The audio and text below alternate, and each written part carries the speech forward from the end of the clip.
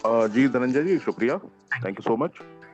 और जितने भी उपस्थित देवी सज्जन हैं, उन सब तक मेरा प्रणाम पहुंचे और सब लोग स्वस्थ होंगे, ऐसी मैं कामना करता हूं।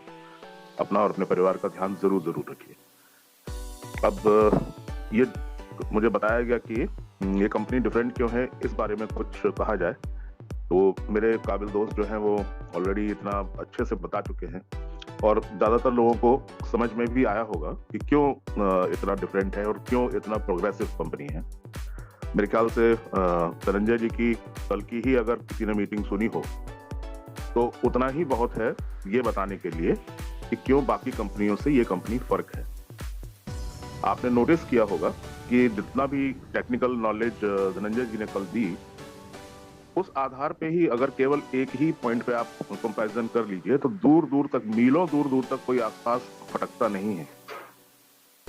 आप किसी भी तरीके से तुलना करके देखिए, टेक्निकली इतनी साउंड और इतना सॉलिड कंपनी है और जहां जहां हमारा विस्तार हो रहा है वहां वहां अपना लीगल डॉक्यूमेंट्स भी मजबूत करते जाता है। हमारा जो है वो मैनेजमेंट पूरे लीगल फॉर्मेलिटीज पूरी करते जाते हैं। अब आपको कल पता चला होगा कि कितने सॉलिड सर्वर्स हैं, कितना सिक्योर वेबसाइट है। इनफैक्ट मैंने जब ज्वाइन किया था मई के महीने में या जून में ज्वाइन किया था शायद, तो सबसे पहला यही पॉइंट मैंने देखा था कि इसकी जो वेबसाइट थी उसमें वो ग्रीन कलर से सिक्योर लिखा हुआ था और ताला बना हुआ था। ये मैंने इकलौता यही पॉइंट एक नोटिस किया था जो शायद किसी के संज्ञान में आया ही ना हो उस समय। हमारी वेबसाइट शुरू से ही, चाहे वो उस समय उतनी ज्यादा डेवलप्ड नहीं थी, लेकिन तब भी वो सिक्योर वेबसाइट थी। और ये सिक्योर वेबसाइट बनाने के लिए इतना खर्चा लगता है, ये मुझे पर्सनली पता है। नॉर्मली कंपनीज जो हैं वो ये खर्चा करना ही नहीं चाहती। तो मुझे लगा कि अगर कोई ऑर्गेनाइजेशन पहले कदम पे ही सिक्योरिटी और इन सब चीजों को इतना महत्व अगर दे रही है तो डेफिनेटली वो बहुत बहुत बड़ा काम करने वाली है। और उसका परिणाम जो है वो आज जाके कल जाके इनफैक्ट धनंजय जी ने बताया कि इसकी सिक्योरिटी और इन सब चीजों का क्या मतलब है और किस तरीके से। बहुत सारे लोगों को अभी बहुत सारी बातें नहीं पता है, लेकिन एक पर्टिकुलर जूम मीटिंग में वो बताया नहीं जा सकता, इतना डिटेल डिस्कशंस नहीं किए जा सकते। दूसरी चीज, हमारी जो ग्लोबल प्रेजेंस है वो इस कंपनी को बहुत बहुत अलग बनाती है और मीलों दूर सबसे बहुत बहुत अलग खड़ा करती है। हमारा पूरे विश्व भर में ऐसा लगता है जैसे पूरी दुनिया हमारा अपना घर है, हमारा अपना परिवार है। कहां कहां के लोग जुड़े हुए हैं हमारी टीम में, मुझे खुद हैरानी होती है। आज तक इतनी कंपनियों का अनुभव है, मैंने कभी आज तक ऐसा नहीं देखा कि इतने सारे कंट्रीज और इतने सारे लोग जो हैं वो मेरे टीम में मेरे साथ आए, स्वतः स्वेच्छा से जुड़ना चाहते हैं। इस तरीके का माहौल, प्लस सबसे बड़ा फर्क तो यही है कि 10 महीने होने के बावजूद जो जितने भी फ्रंट रनर्स थे, जो फ्रंट पिलर्स थे, चंदन सर हुए, विजय सर हुए, मैं हुआ, साथ में और कई सारे उस समय साथी थे, विशाल पवार जी थे। तो उन लोगों ने हर गुजरते दिन के साथ उनका जो मोटिवेशन था और उनका जो भरोसा था वो बढ़ता ही गया। कभी आप लोगों ने इस बात पे ध्यान देने की कोशिश की कि क्यों ऐसा हुआ? अभी 2 हफ्ते पहले ज्वाइन किया हुआ कोई बंदा जो है वो इतना उछल उछल के, इतना कूद कूद के सवाल करने लगता है कि कभी कभी तो हंसी आती है इनफैक्ट। तो हम लोगों ने पूरा जर्नी देखी है, पूरे 10 महीने की, 11 महीने की जर्नी देखी है कि कैसे कैसे एक एक दिन कंपनी मजबूत होती गई। और बेसिकली कोई भी स्टार्टअप प्रोजेक्ट जो होता है वो इसी तरीके से फंक्शन करता है। एक तरीका तो ये है कि पूरा तरह से सारी चीजों को डेवलप कर लिया जाए, उसके बाद आप प्रॉपर तरीके से मार्केट में आइए। एक तरीका, दूसरा स्टार्टअप का तरीका ये होता है कि धीरे से सब लोगों की मदद के हिसाब से, सब लोगों की सहायता से ग्रुप भी बनाते जाइए और कंपनी को मजबूत करते जाइए। अब आज की तारीख में आप चाहे वो लीगल डिपार्टमेंट देख लीजिए, चाहे हमारा टेक्निकल डिपार्टमेंट देख लीजिए, चाहे हमारा बैक ऑफिस देख लीजिए, चाहे हमारा केवाईसी करने वाली एक अलग संस्था है नॉर्डिक।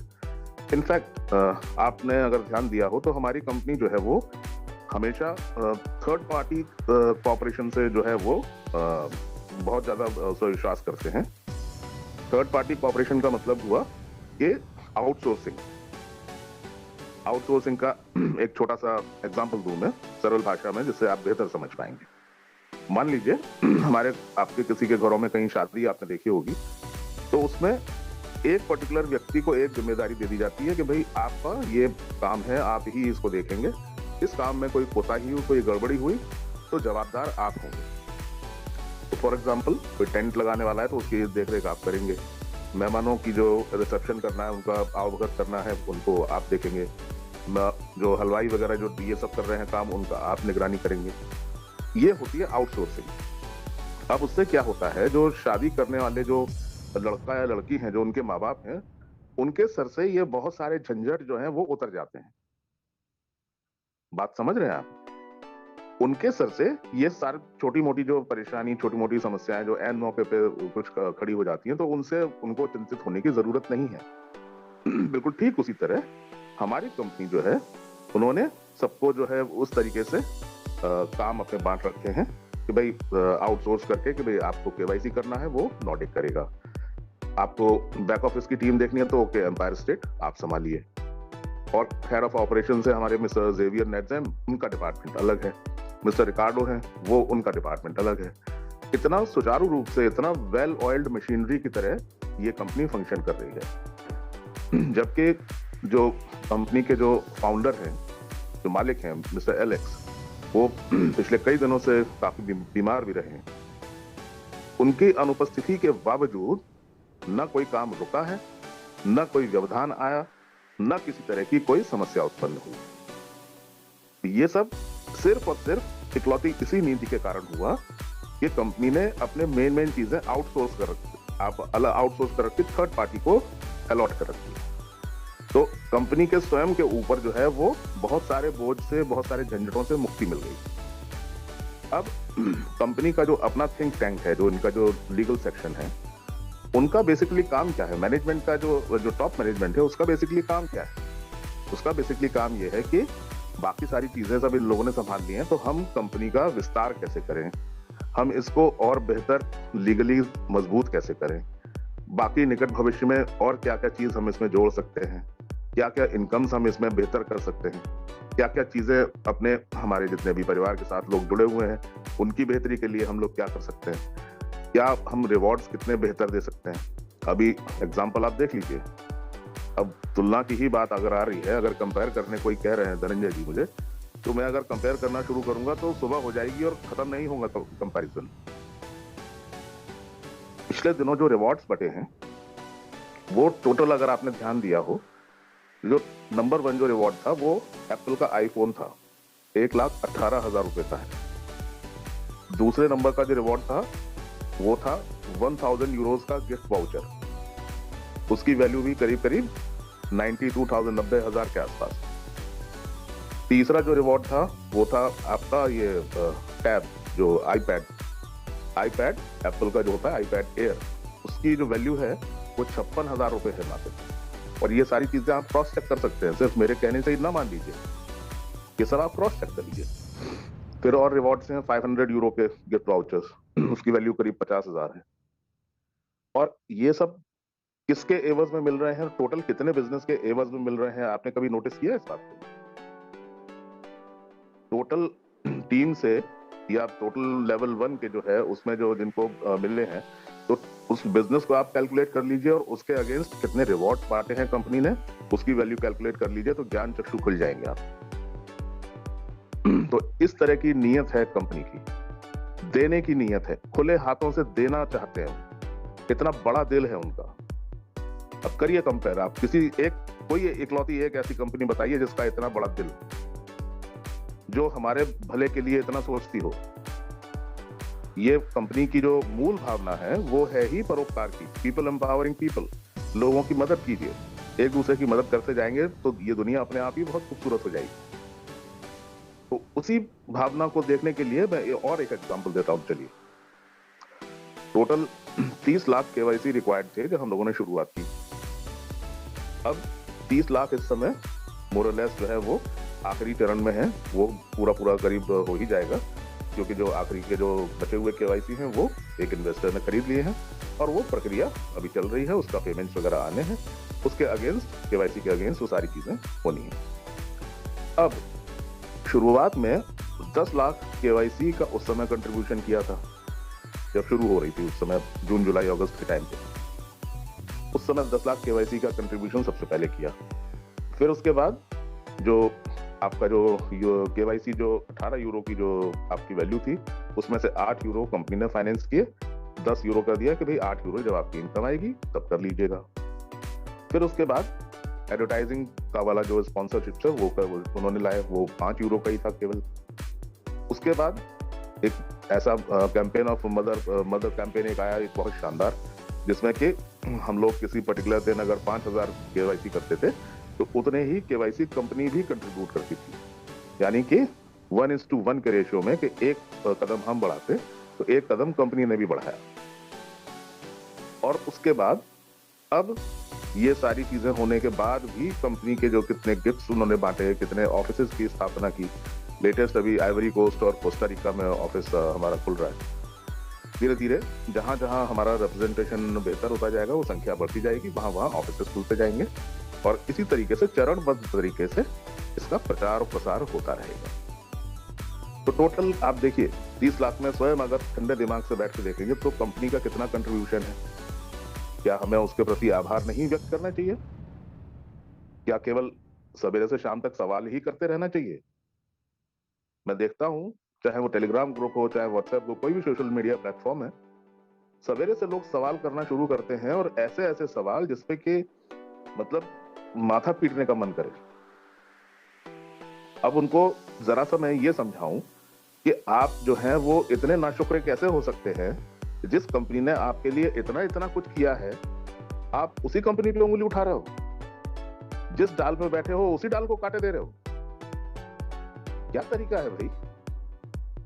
मैं तो हैरान हो जाता हूं भाई, एकदम कमाल की अप्रोच है लोगों की। अब यहां से आप, अगर आप किसी की प्रशंसा नहीं कर सकते, अगर किसी को आप कॉपरेट नहीं कर सकते, तो कम से कम नुकसान तो मत कीजिए, खिलाफ तो मत बोलिए। मैं अगर यही गिनाने लग जाऊं कि कितने कंपनी ने कितना कितना जो है मदद की है हम लोगों की किस किस कदम पे, तो हैरान हो जाएंगे आप। और वो मदद अगर न की होती तो अभी भी अगर अड़े होते वो कि नहीं तो भाई आप सब लोग जाइए 30 लाख करके लाइए, तब क्या करते हैं?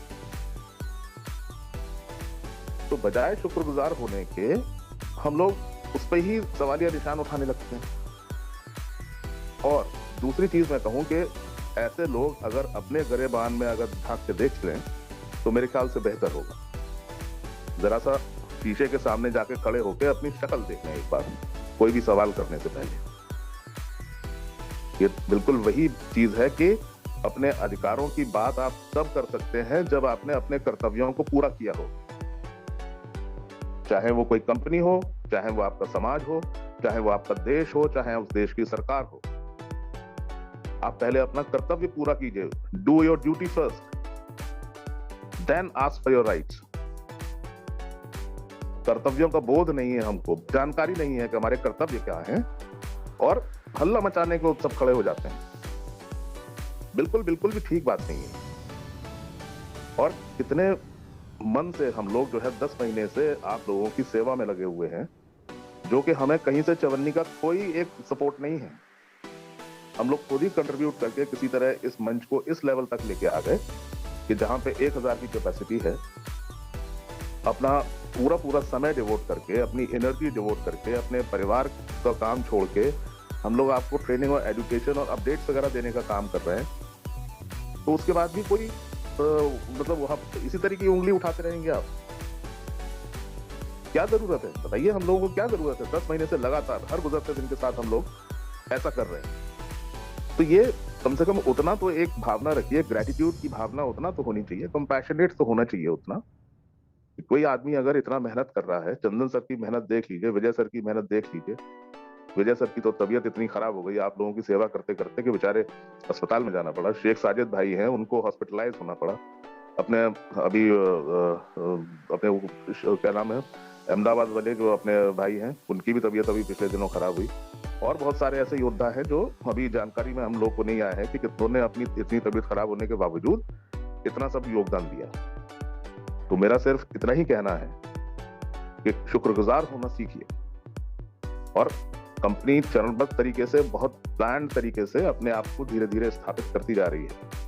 आप उसका हिस्सा बनने में गर्व महसूस करेंगे। तो कंपैरिजन के लिए तो बहुत बहुत समय है, उतना समय मीटिंग्स के लिए भी नहीं रहेगा। तो मैं अपनी वाणी को यहीं विराम देना चाहूंगा और धनंजय जी से आग्रह करूंगा कि ये बहुत अच्छी पहल की है हम लोगों ने कि नए नए लोगों को हम लोग इनवाइट कर रहे हैं, तो इस मंच पे आए, बोलें, उनके आत्मविश्वास को बहुत फायदा होगा, उनके पर्सनालिटी डेवलपमेंट बहुत अच्छा होगा। और एक झिझक होती है, जो बोलने से जो लोग झिझकते हैं, वो बेसिकली वो झिझक दूर होनी चाहिए। एक अच्छा स्पीकर और एक अच्छा वक्ता, एक अच्छा ऑरेटर तो आपको होना ही चाहिए, नहीं तो कैसे अपनी बात को आप कन्वे कर पाएंगे।